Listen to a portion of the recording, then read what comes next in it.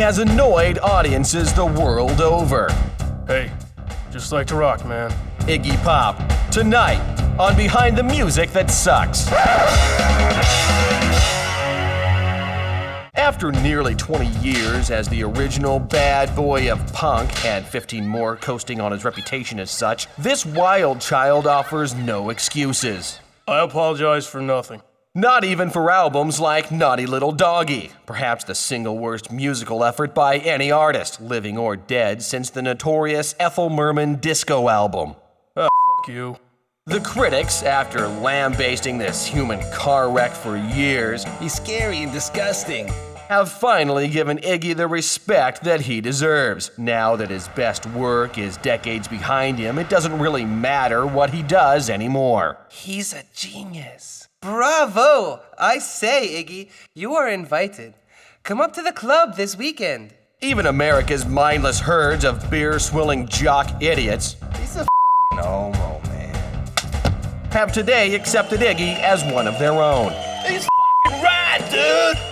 Yeah! Oh, yeah! Iggy Pop was born near the college town of Leafy Greens, Michigan, where he formed his first band, the Stooges.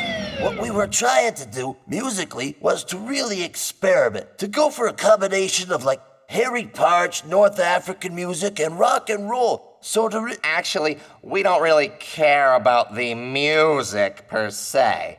Do you have any stories about drugs, sex, that kind of stuff? You don't want to hear about the music? People have been saying that the Stooges were some of the... I thought this show was called Behind the Music. Yeah.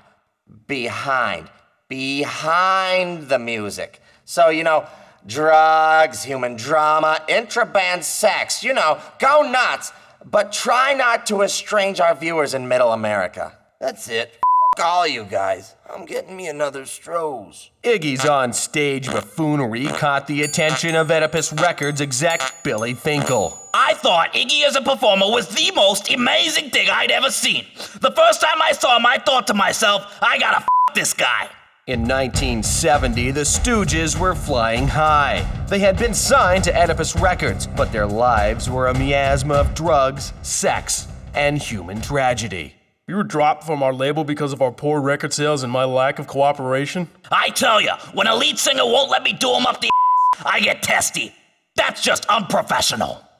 Iggy quickly burned through his entire roster of groupies and bootlickers, and soon found himself on the street. But with a little help from my friends, assorted sycophants, crazy Jewish girls trying to get back at their mothers, and skeezy old music execs hoping for a piece of ass, I survived those trying times. And he could still rock and roll like nobody's business.